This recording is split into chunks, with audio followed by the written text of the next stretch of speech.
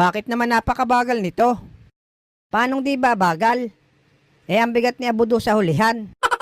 Kaya naman pala manual eh. Si Otlog lang ang humihila mag-isa. Malaki talaga kikitain nandito. Hoy, Otlog! Wala na bang ibibilis to?